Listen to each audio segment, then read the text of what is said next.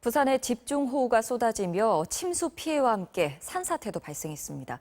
산사태 예보가 있어도 아예 울리지 않거나 임박해서야 경고가 나와서 미처 대처하지 못하는 게 현실인데요. 산사태를 하루 전에 예고하는 기술이 완성됐습니다. 정진욱 기자가 보도합니다. 시간당 최고 80mm의 집중호우가 쏟아진 이틀 동안 부산에서만 산사태 7건이 발생했습니다. 하지만 산사태 경보는 한 건도 울리지 않았습니다. 현재 산림청이 예고 시스템을 운영하지만 토양이 감당할 수 있는 강우량 위주로만 산사태 가능성을 예측하다 보니 정확도에 한계가 있는 겁니다. 계속 정확도 높이고 더 될 수 있도록 노력 중에 있습니다. 경보 역시 산사태 발생 1시간 전에야 이뤄져 야간의 경우 대피 자체가 불가능하다는 지적도 나옵니다. 집중호우로 산사태가 발생할 경우 얼마나 빨리 진행되는지 실험해봤습니다. 높이 300m 지점에서 시작된 산사태가 1분 만에 400m 떨어진 민가를 덮치고 곧바로 토사가 800m 떨어진 도로를 뒤덮었습니다.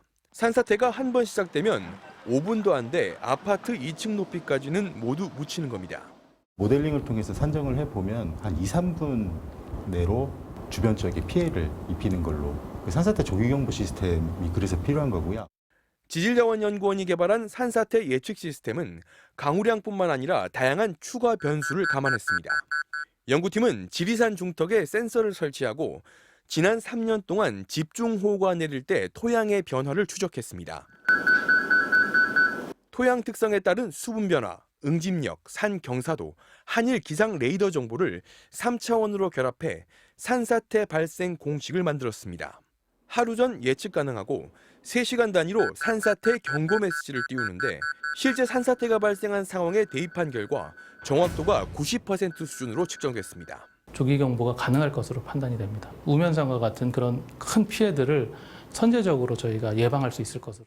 현재 우리나라 전체 산지의 30%는 산사태 발생 위험 지역이고 서울을 포함한 대도시의 17%도 산사태 위험에 노출돼 있습니다. 연구팀은 내년부터 우선 서울, 부산 등 대도시에 산사태 예측 시스템을 적용할 계획입니다. MBC 뉴스 정준욱입니다.